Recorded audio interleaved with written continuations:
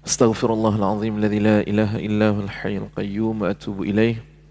Assalamualaikum warahmatullahi taala wabarakatuh. Alhamdulillahi rabbil alamin wa bihi nasta'in ala umurid dunya waddin. Wassalatu wassalamu ala asyrafil anbiya'i wal mursalin Sayyidina wa maulana Muhammadin ar-Ra'ufir Rahim wa ala alihi wa sahbihi ajma'in. Rabbi shrah li sadri wa yassir li amri wa hlul 'uqdatam min lisani yafqahu qawli.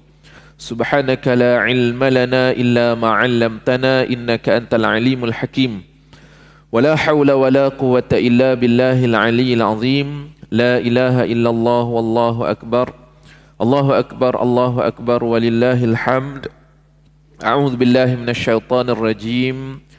Laqad kana lakum fi Rasulillahi uswatun hasanah liman kana yarjullaha wal yawmal akhir wa dzakarallaha katsira. Shadaqallahul azim. Amma ba'd. Yang saya hormati dan muliakan seluruh ahli jawatankuasa dan pengurusan Masjid At-Taqwa, tuan-tuan guru, para alim ulama, para asatizah, tuan imam dan tuan Bilal, para hadirin dan hadirat, mukminin dan mukminat yang dirahmati dan dikasihi oleh Allah Subhanahu wa taala sekalian.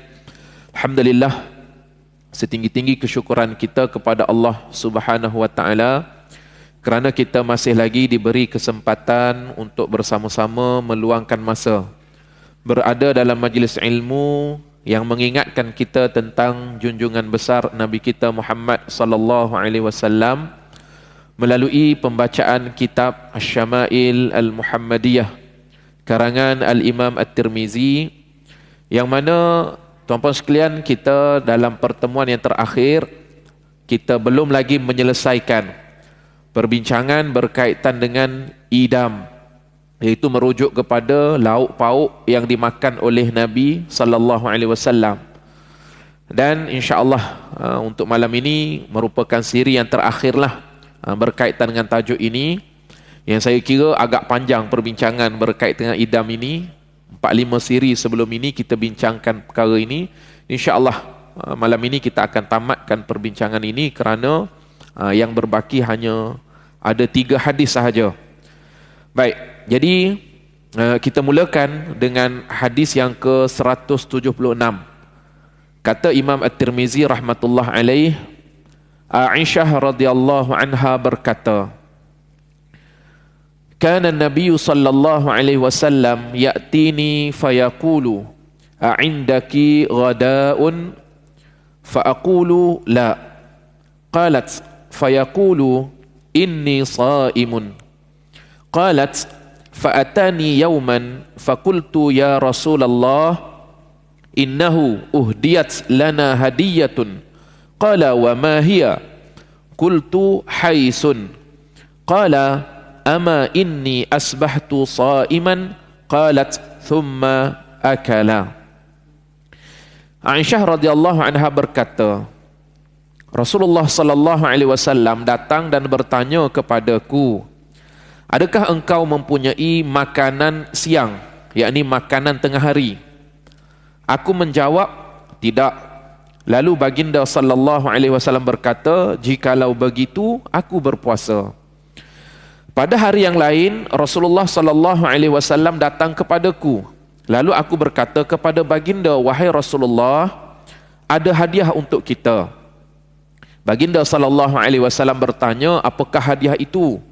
Aku menjawab, kurma yang dicampur mentega dan keju, ataupun yang dicampur mentega dan tepung.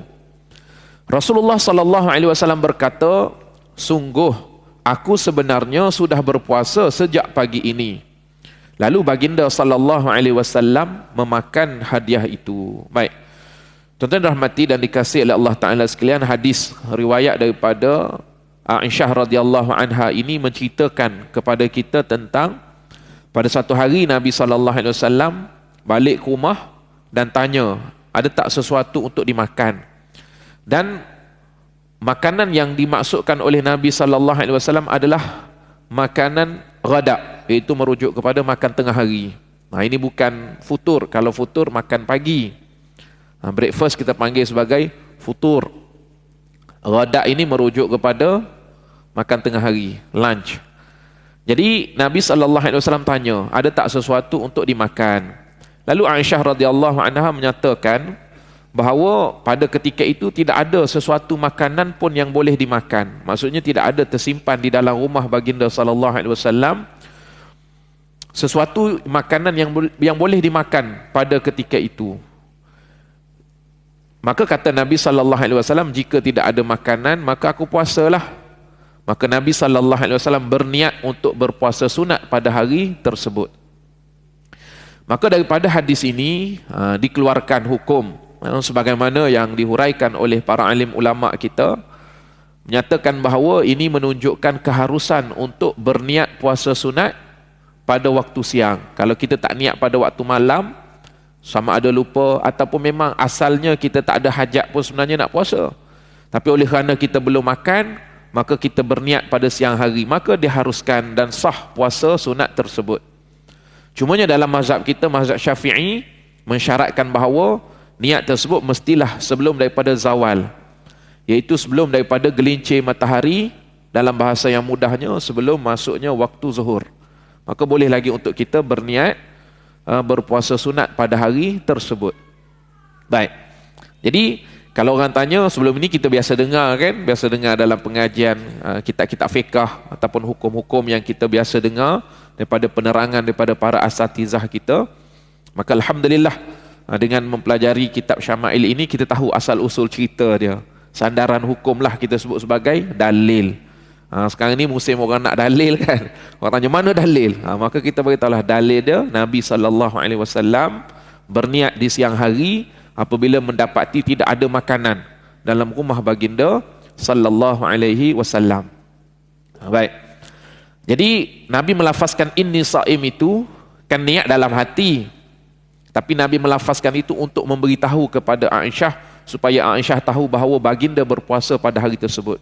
Kita memadai dengan niat di dalam hati, tidak perlu lafaz, tak perlu beritahu kepada sesiapa pun sebenarnya. Tapi Nabi lafaz ini untuk mengkhabarkan perkara tersebut kepada Aisyah radhiyallahu anha.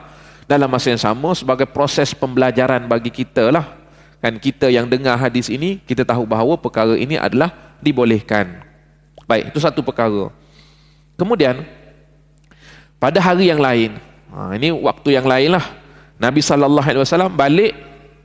Kemudian ketika itu Nabi tak minta makanan, tapi Aisyah beritahu awal-awal lagi, wahai Rasulullah, hari ni ada makanan. Sebab apa? Sebab ada orang bagi hadiah.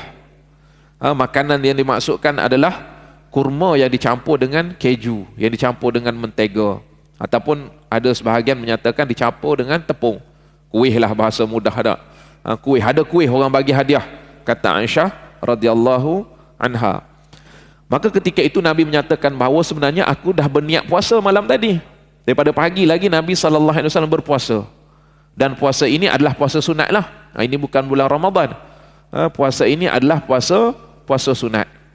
Maka kata ulama, daripada ini kita dapat faham bahawa sebenarnya Nabi SAW ketika itu dalam keadaan berpuasa, dan baginda SAW telah pun berniat semenjak daripada malam tersebut. Tak makan apa-apa lagi lah. Niat pun dah pasang. Tiba-tiba ada hadiah, ada makanan. Lalu ketika itu Nabi SAW membatalkan puasa baginda dengan memakan hadiah tersebut. Maka daripada sini pun dapat kita ketahui bahawa membatalkan puasa sunat adalah perkara yang diharuskan. Boleh membatalkan puasa sunat. Baik, dan ini sebenarnya pandangan mazhab Syafi'i dan juga kebanyakan ulama-ulama yang lain. Samalah pandangan mazhab Syafi'i dengan pandangan ulama-ulama yang lain. Bermakna keharusan, menunjukkan keharusan sebab jelas melalui perbuatan Nabi kita SAW membatalkan puasa dengan memakan hadiah. Dan dalam maksud yang sama digalakkan kepada kita untuk membatalkan puasa kerana meraihkan. Seumpama kita datang ke majlis orang, ada tetamu datang, tetamu makan bersama, makan di rumah kita, maka digalakkan mengambil sunnah Nabi SAW untuk kita berbuka. Nabi SAW meraihkan hadiah yang diberikan, meraihkan kesungguhan isteri baginda SAW, lalu baginda membatalkan puasa tersebut. Jadi berbeza. Kalau sekiranya puasa itu adalah puasa yang fardu, haram kita membatalkan. Termasuk juga kata ulama puasa qada. Puasa qada juga tidak boleh kita membatalkannya. Walaupun apa dengan sebab sekalipun, kecuali ada keuzuran, sakit dan keuzuran-keuzuran lainlah sebagaimana yang kita ketahui berkaitan dengan ahkam as-siyam, hukum hakam berkaitan dengan puasa. Baik, jadi di sini kita lihat makanan yang dimakan oleh Rasulullah sallallahu alaihi wasallam ini baru yang berkait dengan topik sebenar kita. Disebutkan hadis ini nak beritahu tentang makanan yang dimakan oleh Nabi. Nabi makan kurma yang dicampur dengan keju ataupun dicampur dengan gandum, sebati, kemudian dimasak lalu dimakan. Maka ini salah satu daripada makanan yang dimakan oleh baginda sallallahu alaihi wasallam. Di samping kita tahu sikit sebanyak berkaitan dengan hukum tadi, kita tahu sunnah Nabi sallallahu alaihi wasallam makan makanan yang seumpama ini yang telah pun kita sebutkan ini. Dalam istilahnya disebut dengan haisun. Makanan tersebut adalah haisun, iaitu campuran antara kurma dengan keju ataupun dicampur dengan tepung. Baik. Tuan-tuan rahmati dan dikasihi oleh Allah Subhanahu wa taala sekalian, daripada hadis ini juga kita dapat tahu betapa Rasulullah sallallahu alaihi wasallam adalah seorang yang zuhud. Baginda sallallahu alaihi wasallam adalah seorang yang bukan jenis suka marah. Sebab apa kita kata baginda adalah seorang yang zuhud? Dalam rumah baginda sallallahu alaihi wasallam tidak tersimpan makanan. Sampai tahap tak ada makanan dalam rumah baginda sallallahu alaihi wasallam. Sedangkan baginda adalah ketua negara, baginda adalah ketua agama. Sepatutnya kalau kata Rasulullah nak kepada kemewahan, segala prasarana, segala kita kata perkara-perkara yang dikehendaki ada dalam tangan Rasulullah sallallahu alaihi wasallam, tetapi tidak digunakan oleh baginda sallallahu alaihi wasallam. Yang kedua, baginda sallallahu alaihi wasallam tidak memarahi isteri. Bukan kata balik bila lapar tanya tak ada makanan, baginda marah. Nabi sallallahu alaihi wasallam tidak marah. Maka kita pun perlu contohi akhlak Rasulullah sallallahu alaihi wasallam. Barangkali kita balik rumah dalam keadaan lapar, kita jangka ada makanan. Tiba-tiba buka saji, buka tempat simpan makanan, tak ada apa. Pergi tengok dalam peti ais pun tak ada apa. Jangan kita marah. Cara dia buka Foodpanda, order. Kan? Sampai ke rumah insya-Allah. Kita ada pilihan untuk tidak marah, kan? Kita ada alternatif lain. Kalau Nabi berpuasa. Kita ni kalau malah nak puasa, buka Foodpanda lah, kan, Grab food ke apa ke. Nak elak daripada marah disebabkan tidak ada makanan di rumah. Ramai orang bergaduh laki bini ni antaranya punca makanan juga. Balik-balik tak ada makanan, kita lapar kan, kita penat, balik-balik tak ada makanan, dia cari isteri, ada sampai tahap pukul, kan. Itu yang kita tak nak lah. Ikut cara Nabi sallallahu alaihi wasallam. Sunnah yang simple tetapi boleh menyelamatkan isu besar dalam rumah tangga, iaitu pergaduhan, perbalahan, benci-membenci. Karena ini salah satu daripada sunnah yang perlu kita hidupkan pada hari ini insya-Allah. Memang bila kita lapar, tengok-tengok tak ada makan, perasaan marah tu akan datanglah. Ingat, Nabi SAW tidak marah kepada isteri. Cari alternatif lain untuk selesai masalah. Baik. Kemudian kita masuk kepada hadis yang seterusnya, iaitu hadis yang ke-177.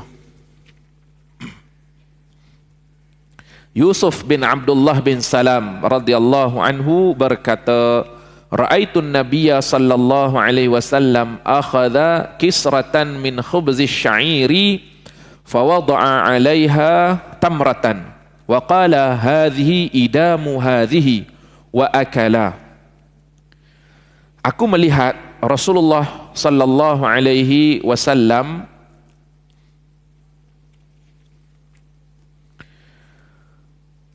mengambil sepotong roti syair, yakni gandum yang berkualiti rendah, lalu meletakkan kurma di atasnya dan berkata, kurma ini adalah lauk bagi roti ini. Kemudian baginda memakannya.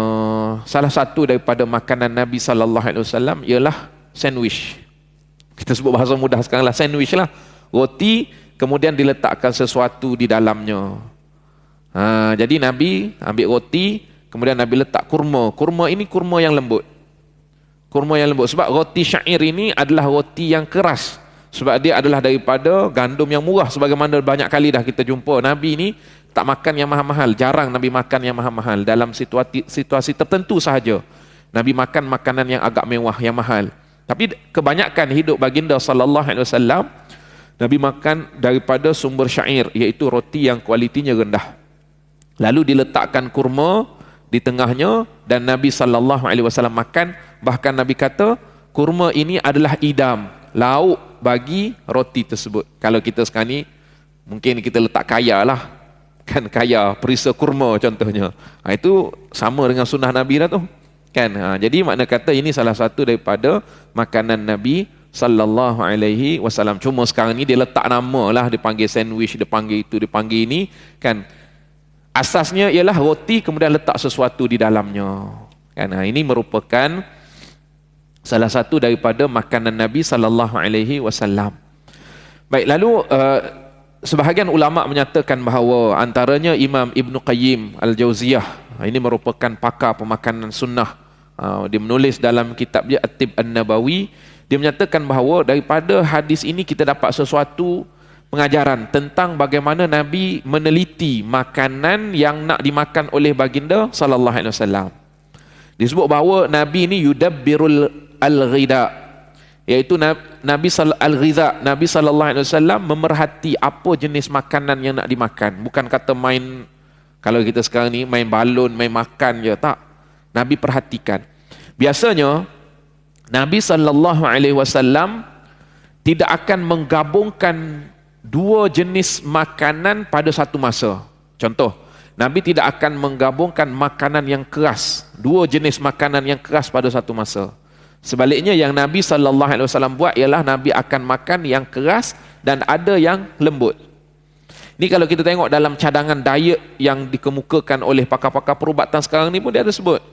Kan ada makanan yang keras, kan, seumpama kita kata kalau kita sekarang ni ada nasi, kan, kemudian ada lauk pula, mesti juga ada sayur. Sebab apa? Sebab untuk proses pencernaan, proses kita punya perut ni supaya dalam keadaan baik. Maka Nabi SAW demikian juga dapat dipelajari melalui hadis ini. Sebab syair, roti tadi tu dia adalah bersifat barid, sejuk dan juga yabis, kering. Roti jenis ni keras, kemudian dia sejuk, dia kering. Manakala tamar ataupun kurma yang dimakan oleh Nabi SAW ketika itu adalah har, yakni dia jenis yang panas ataupun kering, ataupun kita kata kering, dia dalam keadaan panas dan juga rutbin, basah, bukan kering, basah. Kurma ni dia ada struktur lembik-lembik dia. Maka sebab itu dikatakan Nabi SAW menggabungkan antara dua jenis makanan. Tidak dimakan yang keras kedua-duanya, tidak dimakan yang sejuk kedua-duanya. Sebaliknya dimakan yang sejuk beserta dengan yang panas, kemudian yang keras beserta dengan yang lembik, yang lembut. Ini dimakan oleh Nabi kita sallallahu alaihi wasallam. Begitu jugalah panas sama panas pun Nabi tak gabungkan. Biasanya akan ada juga yang sejuk. Begitulah seterusnya baginda sallallahu alaihi wasallam menjaga pemakanan baginda sallallahu alaihi wasallam. Kalau tak jaga perkara ini, kata Imam Ibn Qayyim, dia kata akan membahayakan kesihatan. Jadi Nabi, kita dapat faham bahawa Nabi jaga kesihatan melalui penjagaan pemakanan baginda sallallahu alaihi wasallam. Jadi termasuk sunnah lah, menjaga kesihatan adalah sunnah. Jaga kesihatan, jaga pemakanan adalah sunnah Nabi sallallahu alaihi wasallam. Lebih-lebih lagi lah kalau kita sekarang ni yang dah ada penyakit confirm dah. Bukan satu penyakit, berangkai-rangkai, ada 3 serangkai, ada lebih lagi daripada 3. Kan? Jadi makna kata lebih-lebih lagi lah kena jaga pemakanan. Sebab itu kita lihat sebelum ni pun ada hadis yang mana Nabi menegah Sayyidina Ali bin Abi Talib daripada memakan satu jenis makanan. Sebab apa? Nabi kata makanan ini keras, bahaya untuk kamu. Kamu baru sahaja sembuh daripada sakit, tak boleh, tak sesuai. Lalu Nabi beritahu, engkau kena makan benda lain. Kamu kena makan carrot, kamu kena makan barley. Nabi sebut kepada Ali radhiyallahu anhu. Menunjukkan bahawa untuk orang lain pun Nabi tegur bab-bab kesihatan ini. Jadi kita tengok-tengok jugalah sahabat-sahabat kita ni, kan kalau makan berlebih-lebihan, makan yang membahayakan, tak jaga kesihatan, kita boleh tegur. Sebagaimana Nabi SAW menegur sahabat baginda, bahkan menantu baginda SAW. Baik. So itu kenapa orang tanya Nabi ni fit kan? Nabi ni sehat. Bayangkan di sekitar umur 60 tahun Nabi boleh menyertai peperangan Tabuk. Perjalanannya sangat-sangat jauh. Sehingga Quran menyebut bahawa peperangan itu sebagai sa'atul usrah. Waktu yang paling getih sekali. Susah perjalanan dia. Sayyidina Umar kata, kenapa dikatakan peperangan Tabuk ini sebagai sa'atul usrah? Dia kata ketika itu air, makanan tidak mencukupi, perjalanan jauh, cuacanya terlalu panas, tetapi Nabi boleh berjalan bersama dengan sahabat-sahabat yang lain. So itu Hamka dalam huraian tentang cerita Tabuk ini, dia kata Nabi seolah-olah lupa umur baginda ketika itu adalah 60 tahun. Tabuk. Kan Quran sebut sa'atul usrah, tapi bagi Nabi SAW adalah biasa. Maka rahsianya salah satunya ialah selain daripada pemberian Allah kepada baginda SAW, dari segi usaha kemanusiaan itu ada pada Nabi SAW, iaitu penjagaan kesihatan. Maka kita pun perlu jaga kesihatan. Baik. Jadi makanan Nabi di sini disebutkan bahawa Nabi makan roti, kemudian Nabi letak kurma di dalamnya sebagai kita kata perisa tambahan untuk menambahkan kesedapan roti tersebut. Baik, kemudian kita berpindah kepada hadis yang seterusnya, hadis yang ke-178. Anas bin Malik radhiyallahu anhu berkata, anna Rasulullah sallallahu alaihi wasallam kana yu'jibuhu as-suflu. Qala Abdullah, ya'ni ma baqiya min at-ta'ami. Rasulullah sallallahu alaihi wasallam sangat menyukai as-suful. Apa maksud as-suful? Abdullah bin Abdurrahman berkata, menurut Anas, maksud as-suful adalah saki-baki daripada makanan. Nabi tidak membazir. Saki-baki makanan Nabi SAW akan habiskan. Nabi akan makan. Itu sebagaimana keterangan daripada Abdullah bin Abdurrahman. Baik. Cumanya di sisi ulama mereka bahaskan lagi, panjangkan lagi perbincangan apakah sebenarnya yang dikehendaki dengan as-suflu. Maka ada 3 tafsiran. Ada 3 tafsiran makna as-suflu yang disukai oleh Nabi SAW. Iaitu yang pertama, as-suflu adalah seperti makanan yang dibuat daripada tepung gandum dicampur dengan mentega ataupun dicampur dengan lemak susu ataupun tepung. Ini salah satu daripada pengertian as-suflu yang dihuraikan oleh ulama-ulama kita. Macam yang tadi jugalah, mentega campur dengan kita kata susu, campur dengan tepung, kuih lah bahasa mudah dia kan. Itu salah satu daripada tafsiran. Ada ulama mengatakan, ada yang berpendapat suflu ialah sarid, iaitu roti yang dicampur dengan gulai daging. Yang ni kita dah jumpa dalam siri yang lepas. Nabi mengumpamakan Aisyah, kelebihan dia dengan wanita-wanita lain seperti kelebihan as-sarid ala sa'ir ta'am, terhadap makanan-makanan yang lain. As-sarid, kata ulama, yang diertikan dengan as-sarid adalah roti yang biasanya dimakan dengan kuah gulai. Dicicah dengan kuah gulai biasanya ada daging. Kalau kita sekarang ni macam roti canai lah kan, macam roti canai, roti tempayan, lebih kurang gitulah. Maka pendapat ini menyatakan as-suflu sama maksud dengan as-sarid, roti yang ada dicicah dengan kuah gulai ataupun kuah yang ada daging. Itu tafsiran yang kedua. Dan ada yang berpendapat as-suflu adalah saki-baki makanan yang berada di dasar periuk, dalam pinggan ataupun talam. Biasanya kalau selepas makan atau selepas masak dalam periuk, ada lagi yang kerak-kerak yang melekat pada periuk tu, Nabi akan kikis makan. Ataupun sisa makanan yang ada dalam pinggan, Nabi akan licinkan makan sehingga habis. Nabi suka. Ini kalau kita ambil pada tafsiran yang ketiga ini menunjukkan Nabi kita sallallahu alaihi wasallam adalah seorang yang tawaduk, seorang yang tidak membazir. Karena setengah kita malu nak habiskan bagi licin. Setengah orang dia pegang macam tu. Dia pergi restoran, bila dia makan tak habis. Sebab apa? Kalau makan sehingga habis, nanti orang kata kebulu. Kan? Maka dia sengaja, dia makan ayam, dia ambil bahagian yang dia nak sahaja, yang hujung-hujung dia tak habiskan. Tinggal macam tu je. Dia makan nasi pun sama, dia tak habiskan. Sebab apa? Nanti kan kalau habiskan orang kata kebulu sangat. Kalau tak habiskan orang kata orang ni kaya. Kalau licin, ini mesti jarang sekali jumpa ni miskin orang ni. Dia pandangan macam tu. Silaplah. Nabi SAW mengikut kepada tafsiran yang ketiga ini, yang baki-baki, yang hujung-hujung tu Nabi SAW habiskan. Sama ada yang ada dalam periuk, yang duduk di bawah periuk tu, yang lekat-lekat lagi tu, Nabi akan ambil. Yang duduk di pinggan, yang sakit-baki ada dalam pinggan, dalam talam, semua akan dimakan oleh Nabi kita SAW. Bahkan disebut Nabi suka. Nabi suka. Ini salah satu daripada kita kata sunnah yang ditinggalkan. Sunnah yang ditinggalkan. Jadi kita jangan membazir lah. Jangan membazir, jangan kita mencanggahi sunnah Nabi kita SAW dalam bab makan. Dalam bab makan. Kadang kita kalau makanan sedap bolehlah kita habiskan. Kalau yang tak sedap tu masalah kita bazirkan biasanya. Kan? Ataupun terlalu kenyang kan, makan kat kedai terlalu kenyang, tinggal macam tu je. Setengah orang dia malu. Kalau kami ni merujuk kepada saya dengan keluarga lah, isteri termasuk sekali.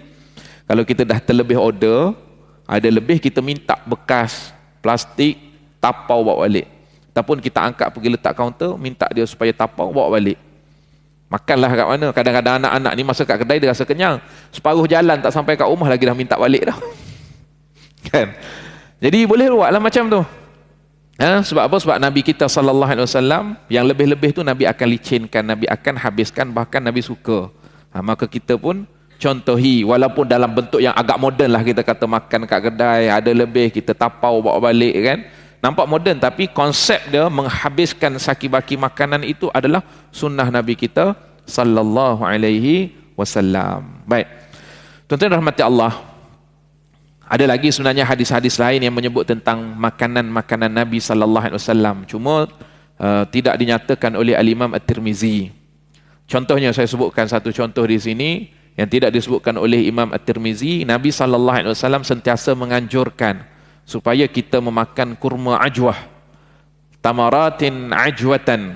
Nabi sebut dalam hadis antaranya, man tasabbaha kulla yaumin sab'ata maratin ajwatan lam yadurrahu fi dhalikal yaum summun wala sihrun. Sesiapa yang makan pada waktu pagi setiap hari 7 biji kurma ajwah, maka tidak akan terkena mudarat pada hari tersebut, sama ada mudarat yang berbentuk racun ataupun sihir. Ini disebut dalam riwayat Imam Bukhari, dan dalam riwayat Imam Muslim pun hadis dengan maksud yang sama. Bermakna biasa kita dengarkan orang sebut kurma Nabi, kurma Nabi, kurma ajwa kan, orang sebut juga dengan ajwa kadang-kadangnya. Maka kadang-kadang kita tak tahu kenapa makan ajwa ni, cara mana bentuk amalan dia. Kalau Nabi sebut dalam hadis ni, setiap hari waktu pagi khususnya makan 7 biji, insya-Allah terselamat daripada kemudaratan sihir dan juga racun yang ada dalam mana-mana makanan. Kan, jadi itu merupakan juga bila mana Nabi sebutkan sebagai galakan, Nabi melazimi perkara tersebut. Biasanya begitu. Jadi insya-Allah kalau kata ada rezeki lebih kan, selain daripada kita makan kurma biasa, bolehlah ambil ajwah kadang-kadang. Cuma setengah orang dia berkira nak beli ajwah ni sebab mahal. Jadi kita insya-Allah ambil guna makan atas sebab kita nak mengikuti sunnah Nabi kita SAW dan galakkan daripada baginda. Mudah-mudahan ada manfaat untuk kita. Tuan-tuan rahmati Allah, itu hadis yang terakhir lah, yang tadi yang kita sebutkan, Nabi SAW makan as-suflu. Itu hadis yang terakhir yang terkandung di dalam bab berkaitan dengan idam, iaitu lauk pauk Nabi SAW. Jadi daripada awal sehinggalah akhir yang kita belajar pada malam ini, banyak sebenarnya makanan-makanan yang dimakan oleh Nabi kita sallallahu alaihi wasallam, cuma ianya adalah makanan-makanan yang berkhasiat, makanan yang ada manfaat, dan cara pemakanan Nabi pun cara pemakanan yang sihat. Itu secara keseluruhannya yang kita boleh rumuskan pada malam ini. Seterusnya Imam At-Tirmizi rahmatullah alaih menyebut bab yang ke-27, iaitu babun ma jaa fi wudu'i Rasulillah sallallahu alaihi wasallam. Bab pada membicarakan wuduk Rasulullah sallallahu alaihi wasallam. Cumanya di sini kita kena faham bahawa wuduk dia ada dua pengertian.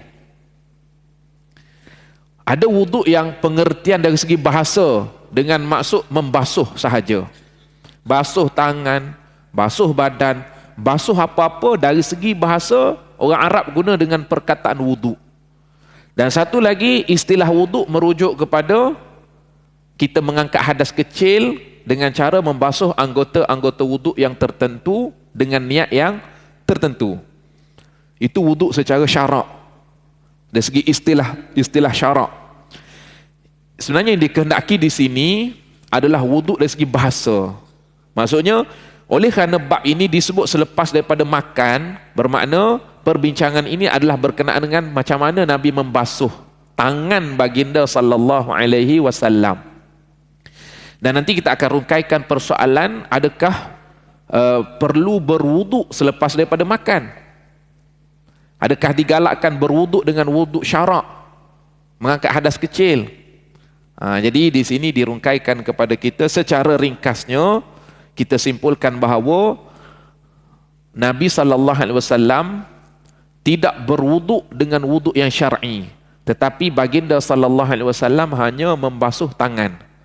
Kecualilah kalau sekiranya terbatal hadas, ataupun memang baginda sallallahu alaihi wasallam memang niat nak ambil wuduk, nak memperbaharui wuduk, barulah baginda sallallahu alaihi wasallam akan berbuat demikian. Jadi pengistilahan wuduk di sini sebagai bab yang khusus di sini dengan maksud basuh tangan. Itu yang dikehendaki. Sebab ianya disebut selepas daripada bab makan. Kalau kata nak bercerita tentang wuduk, nanti dia akan sebutkan dalam bab berkaitan dengan soal ibadah. Sepatutnya begitulah. Jadi itu perlu kita fahami di sini.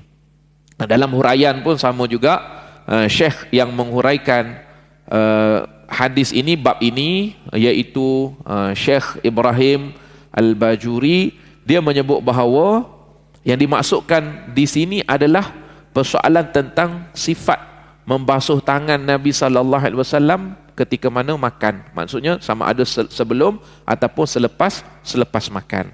Baik. Hadis yang ke-179, Ibnu Abbas radhiyallahu anhuma berkata, "Anna Rasulullah sallallahu alaihi wasallam kharaja minal khala'i faqurriba ilaihi at-ta'amu faqalu ala na'tika wa fi riwayatin la na'tika biwadu'in qala innama umirtu bil wudu'i idza qumtu ila salati." Rasulullah sallallahu alaihi wasallam keluar dari tandas, yakni keluar daripada jamban, lalu dihidangkan makanan untuk baginda sallallahu alaihi wasallam. Para sahabat bertanya, "Perlukah kami menyediakan air wuduk untuk kamu wahai Rasulullah?" Baginda sallallahu alaihi wasallam, "Aku diperintahkan berwuduk semasa hendak solat." Di sini sahabat-sahabat tanya Nabi, oleh kerana Nabi baru sahaja keluar daripada bilik air, ditanya Nabi, "Wahai Rasulullah, sekarang ni ada makanan dah tersedia. Jadi bila nak makan ini, perlu tak kami menyediakan air untuk diambil wuduk?" Tanya mereka kepada Nabi sallallahu alaihi wasallam. Jadi kata baginda, yang dapat difahami di sini bahawa sekarang ni aku nak makan, bukan aku nak solat. Kalau aku nak solat, perlulah berwuduk. Bermakna Nabi tidak menyuruh mereka mendatangkan air untuk berwuduk. Jadi Nabi SAW di sini memberitahu kepada sahabat, wuduk hanya diperlukan apabila berniat untuk solat. Dengan tujuan solat perlulah wuduk. Tapi kalau nak makan tak perlu berwuduk sebelum makan. Bahkan selepasnya pun tidak perintahkan kepada baginda sallallahu alaihi wasallam untuk berwudu. Maka kita pun tertanya-tanya kenapa sahabat sampai tertanya demikian kepada Rasulullah sallallahu alaihi wasallam. Sebenarnya sahabat pun ada sebab dia tersendiri. Kerana Nabi ni memang jarang terputus daripada wudu.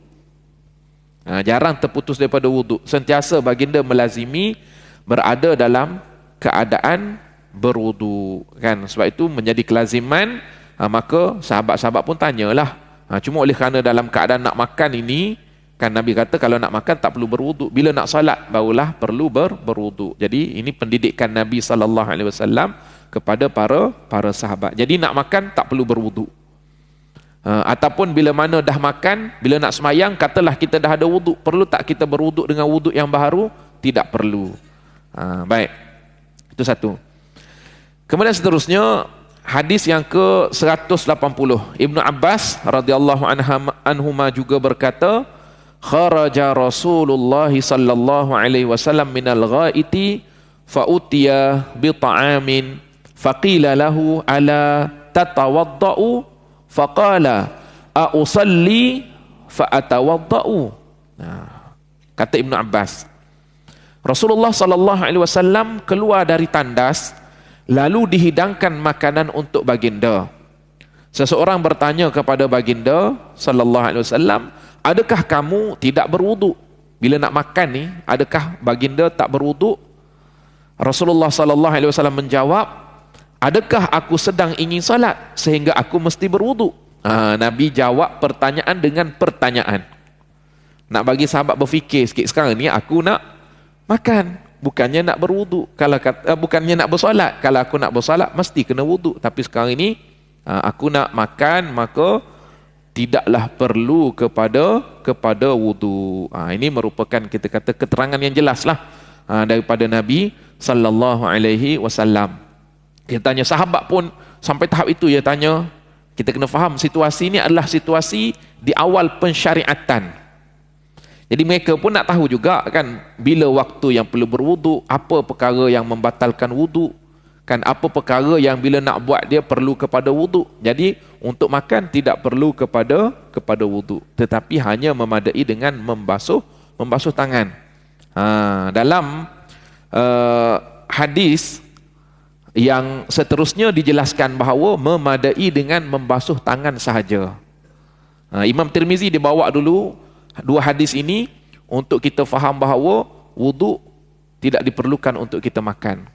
Ataupun selepas daripada kita makan, dia tidak membatalkan wudu yang sebelumnya. Tidak perlu kepada wudu yang lain.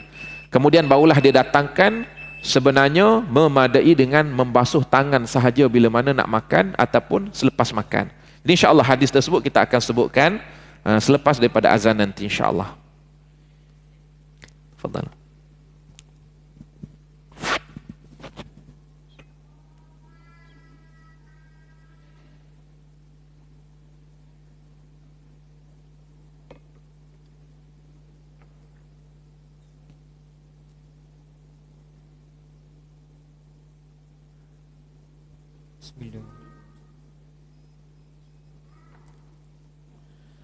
Allahu Akbar, Allahu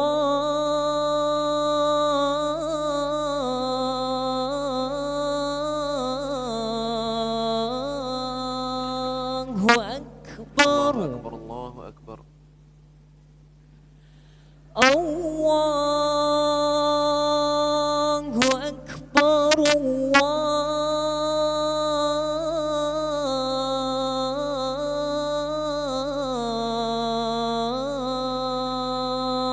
Akbar. Asyhadu an la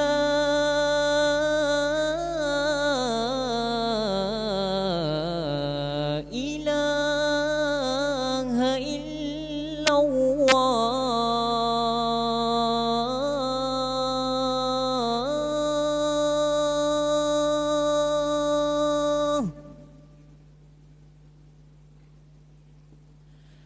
Asyhadu an la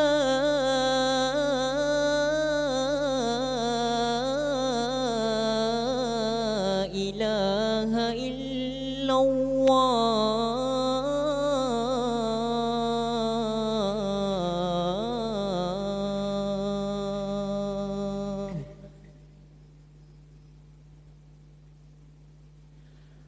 أشهد أن محمد رسول الله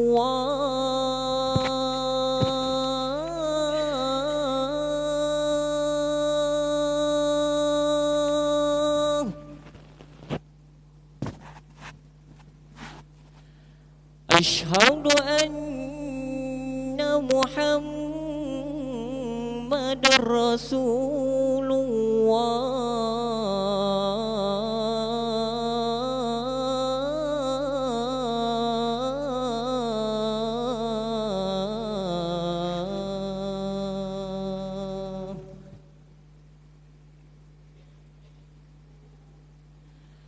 حي على الصلاة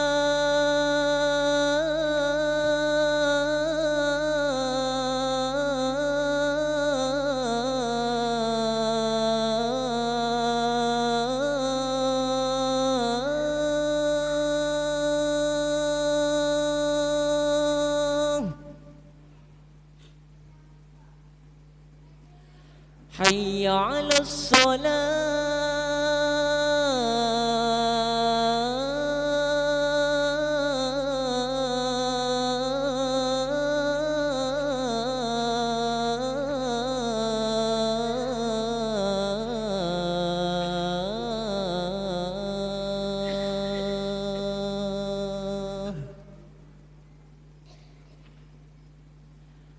حي على الفلاح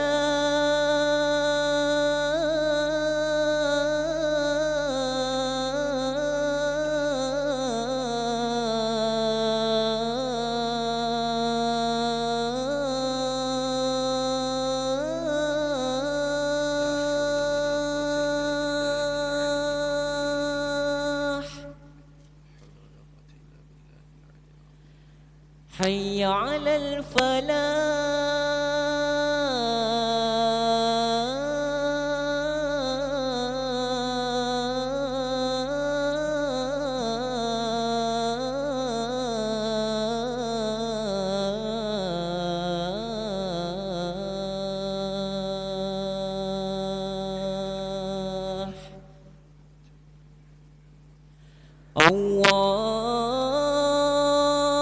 الله أكبر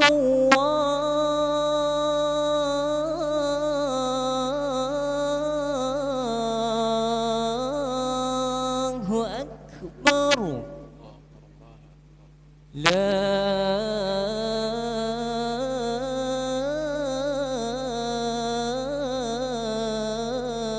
إله إلا الله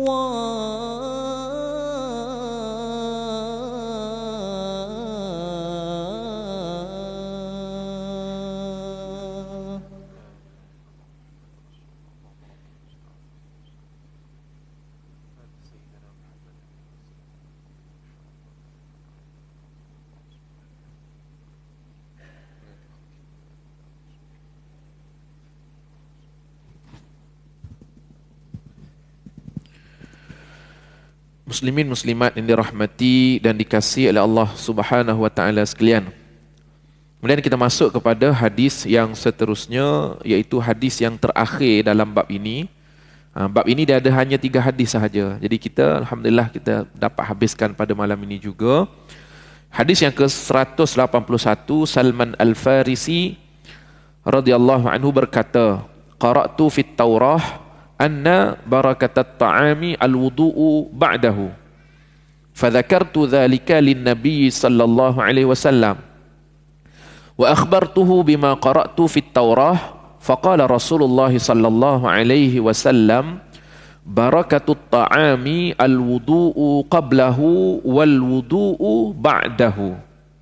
Baik. Kata Salman Al-Farisi, aku pernah membaca dalam kitab Taurat yang menyatakan keberkatan makanan diperoleh apabila berwuduk selepas makan. Aku memberitahu kepada Rasulullah sallallahu alaihi wasallam apa yang pernah aku baca pada kitab Taurat itu. Rasulullah sallallahu alaihi wasallam membalas, keberkatan makanan diperoleh apabila kita berwuduk, yakni dengan maksud membasuh mulut dan membasuh tangan sebelum dan selepas makan. Baik. Kisah dia Salman Al-Farisi, dia ni dibaca dalam Taurat, kitab Taurat. Salman Al-Farisi kita dah sebut kisah dia ni dalam bab khatam nubuwah, tanda kenabian. Dia ni asal daripada Farsi. Lari daripada Farsi, dia pergi ke Baitul Maqdis, ke Palestin. Masa dia duduk di Palestin ini, dia bergaul dengan paderi-paderi. Maka barangkali dia baca Taurat masa di situlah. Maka daripada situlah dia kenal Nabi SAW melalui pembacaan dan juga perkhabaran daripada para paderi. Sehingga akhir sekali dia datang ke Madinah mencari Nabi SAW dan dia nak tengok 3 tanda kenabian yang menjadi bukti kalau cukup 3 tanda tersebut sebagaimana yang dia tahu daripada Taurat, dia tahu daripada kitab-kitab terdahulu, dia tahu daripada ahli-ahli agama, ahli kitab menyebut, maka dia akan masuk Islam lah. Maka sebagaimana yang telah kita bincangkan sebelum ini, dia jumpa tanda tersebut. Nabi tidak menerima sedekah, yakni zakat. Nabi hanya menerima hadiah dan ada khatam nubuah pada belakang Nabi. Itu dia tahu daripada situlah, daripada pergaulan dia dengan para padri dan juga melalui pembacaan kitab-kitab terdahulu. Jadi kita assume, kita jangkakan bahawa dia baca Taurat ni masa duduk di situlah. Sebab kalau kata masa dia duduk di Farsi, di sana kebanyakannya orang beragama Majusi, menyembah api, tak ada kitab, tak ada Taurat kat sana. Mungkin kalau ada pun terpencil. Jadi makna kata boleh jadi dia baca ni ketika mana dia berada di Palestin, di Baitul Maqdis. Kata dia dalam kitab Taurat menyebut bahawa keberkatan makanan diperoleh apabila berwuduk selepas makan. Jadi dia pun datang beritahu kepada Nabi sallallahu alaihi wasallam tentang apa yang dia baca dalam kitab tersebut. Lalu Nabi sallallahu alaihi wasallam memperbetulkan dia. Sedikitlah Nabi buat pembetulan terhadap kefahaman ataupun apa yang terdapat dalam kitab Taurat tersebut. Maka kata baginda sallallahu alaihi wasallam, keberkatan makanan sebenarnya diperoleh apabila kita berwuduk sebelum dan selepas makan. Maksud berwuduk di sini dari segi bahasa, iaitu membasuh. Basuh tangan, basuh mulut. Kalau selepas makan, basuh mulut, makna kata ianya membawa kepada keberkatan. Cuma lafaz yang digunakan di sini, lafaz digunakan dengan lafaz wuduk kerana dari segi penggunaan orang Arab, wuduk itu dengan makna basuh. Jadi Nabi memberi penjelasan kepada dia. Bukan dimaksudkan berwuduk ambil air sembahyang. Kerana daripada mana kita boleh faham wuduk di sini dengan maksud basuh sahaja ni? Kerana 2 hadis sebelum ni dah bagi tahu dengan jelas. Imam Tirmizi dia, ulama ni dia cerdik. Dia letakkan dulu hadis-hadis tersebut, kemudian baru dia datangkan. Jadi kita dah dapat dah kefahaman daripada 2 hadis yang sebelumnya. Jadi hadis yang ketiga di sini dengan maksud bahawa bukan wuduk dari segi syarak, tetapi wuduk dari segi bahasa yang bererti basuh mulut, basuh tangan. Jadi sebelum makan, basuh tangan. Itu sunnah yang diajarkan oleh Nabi untuk kita beroleh keberkatan. Bila selesai makan, basuh sekali lagi tangan dan basuh mulut pula. Jadi lebih sempurna. Berkata ulama, apakah faedah membasuh tangan sebelum daripada makan? Kerana sebagai kita membersihkan tangan tersebut untuk kita makan supaya kemudaratan, kalau kata ada daki-daki ke kotoran-kotoran, kita bersihkan terlebih dahulu. Dalam masa yang sama, kalau katalah tangan kita dah bersih, tengok-tengok tak ada apa pun, disunatkan untuk kita basuh juga. Sebab apa? Itu adalah daripada termasuk dalam bab makarim al-akhlak, kemuliaan akhlak. Kan kadang kita tangan tak ada apa, tengok tak ada apa ni kan, tak sentuh apa-apa contoh. Kan balik masjid kan, kita masjid tadi dah basuh siap-siap, sekejap lagi singgah nak makan contohnya, pam terus ambil kan. Sunnah kita basuh terlebih dahulu sebab kita nak tarik keberkatan ni. Kan, dan dia termasuk dalam makarim al-akhlak, iaitu kemuliaan akhlak. Dan ia akhlak Rasulullah lah. Dia adalah akhlak Rasulullah sallallahu alaihi wasallam. Kemudian apa faedah bila kita membasuh tangan selepas daripada makan? Antaranya kita boleh menghilangkan segala kesan-kesan makanan, sentiasa kita duduk dalam kebersihan. Jadi dalam mazhab Syafi'i ada sedikit pendetailan untuk selepas makan. Sebahagian ulama mazhab Syafi'i, bukan semua, disebut sebagai ba'dus Syafi'iyah. Sebahagian ulama dalam mazhab Syafi'i, mereka menyatakan bahawa sunat untuk berwuduk dari segi syarak, maksudnya ambil air sembahyang selepas makan, digalakkan. Bila kita dah makan, yelah basuh tu basuh dah, nak lebih cantik lagi, ambil wuduk yang baharu untuk kita menunaikan salat. Digalakkan. Ini di sisi pandangan sebahagian daripada ulama mazhab Asy-Syafi'i. Namun ulama-ulama lain menolaknya kerana mereka menganggap bahawa yang dimaksudkan dalam hadis ini bukan berwuduk dari segi syarak, akan tetapi memadai dengan membasuh dengan basuhan biasa sahaja untuk menghilangkan kotoran makanan. Baik. Saya nak menambah sedikit sebagai penutup kepada perbincangan kita pada malam ini. Disebutkan dalam huraian terhadap hadis ini, dari segi ini nak menunjukkan kepada kita ketelitian di sisi ulama-ulama. Mereka menyebut bahawa kalau sekiranya sebelum makan ada orang tua, ada kanak-kanak, biasanya kita kalau ada bekas basuh tangan tu, kita akan bagi kepada orang tua dulu. Jangan lagi, bagi orang tua dulu. Sebenarnya disunatkan, digalakkan kita mendahulukan kanak-kanak dahulu basuh tangan. Sebab apa? Alasannya ialah kerana tangan kanak-kanak ni lebih kotor daripada tangan orang dewasa. Itu disebut oleh ulama. Itu disebut oleh ulama. Biasanya kita jangan, budak-budak jangan lagi, bagi selesai orang tua dulu basuh tangan tu kan. Diedar dulu, bagi kepada orang tua dulu. Sebenarnya sebelum daripada makan, sunnahnya lebih baiknya adalah diberikan kepada kanak-kanak terlebih dahulu untuk membasuh tangan. Tak payah tengok majlis besar-besar lah kan. Kita kat rumah, bila nak makan ada anak-anak kan, bagi anak-anak dulu basuh, barulah kita orang dewasa. Kan dia nampak cantik lah, nampak cantik. Kemudian barulah selesai kanak-kanak, baru bagi kepada orang tua. Adapun selepas makan, sebaliknya, dahulukan orang tua basuh tangan terlebih dahulu, barulah kanak-kanak. Jadi kalau kita ikut yang ni disiplin yang diajarkan oleh ulama ni, nampak cantik dan ada alasan dan ada hujahnya yang tersendiri. Jadi kenapa bila selepas makan didahulukan orang tua terlebih dahulu untuk membasuh tangan? Sebagai memuliakan mereka. Sebagai memuliakan mereka. Tetapi bagi tuan punya makanan, tuan rumah, kalau ada tuan rumah, ada tetamu, walaupun tuan rumah itu barangkali lebih tua daripada tetamu, maka tuan rumah kena dahulukan. Basuh tangan dulu tuan rumah, sebab dia yang serve kan. Dia yang serve, dia yang jemput orang makan, dia dululah yang basuh tangan bila mana nak makan kan. Lebih baiknya macam tu. Baik. Kemudian berkenaan dengan mengeringkan, bila kita dah basuh tangan, adakah digalakkan untuk sebelum makan kita keringkan tangan kita terlebih dahulu? Sebenarnya tidak digalakkan.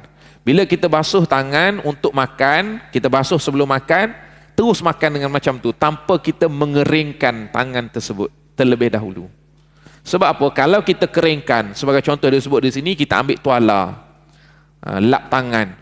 Boleh jadi dengan sebab kita nak keringkan tangan itu akan menyebabkan melekat daki ataupun perkara-perkara lain, kotoran-kotoran lain pada tangan kita, sebab tangan kita basah. Kita sentuh pula tuala, tambah-tambah tuala ni digantung tempat kenduri contohnya kan, tempat orang duk kongsi kan, orang tu pergi sapu kat situ, pergi keringkan tangan kat situ, menyebabkan melekat pula kotoran.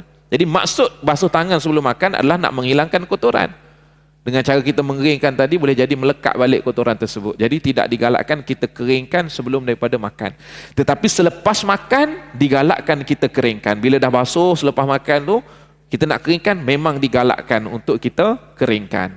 Ini cara yang betul yang diajarkan oleh para alim ulama kita, bersempena dengan mereka menghuraikan sunnah yang diajarkan oleh Nabi kita sallallahu alaihi wasallam tentang basuh tangan sebelum dan juga selepas makan. Begitulah termasuk sekali dengan basuh mulut kan, disunatkan untuk kita basuh mulut selepas daripada kita makan. Ini teliti Nabi mendidik kita sedemikian menunjukkan kepada kita betapa Islam adalah agama yang mementingkan kebersihan.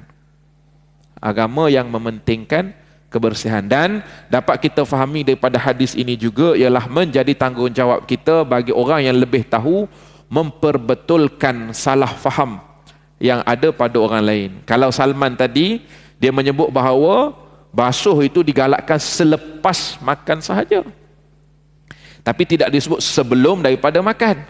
Lalu Nabi menjelaskan kepada dia sebelum dan selepas. Sebelum dan selepas perlu dibasuh tangan. Jadi itulah beberapa perkongsian pada malam ini. InsyaAllah mudah-mudahan dengan perkongsian ini lebih jelas tentang sunnah-sunnah Nabi SAW dalam perkara-perkara asas dalam kehidupan kita. Dan insyaAllah dalam siri pertemuan yang akan datang, kita sambung bab yang ke-28, perbincangan tentang apakah doa yang dibaca oleh Nabi SAW sebelum dan juga selepas daripada makan. Jadi insya-Allah yang itu kita akan sebutkan, akan bincangkan dalam pertemuan yang akan datang insya-Allah. Wallahu subhanahu wa ta'ala a'lam. Allahumma salli ala sayyidina Muhammad wa ala alihi wa sahbihi wa baraka wa sallam. Sekadar itu sahaja. Assalamualaikum warahmatullahi taala wabarakatuh.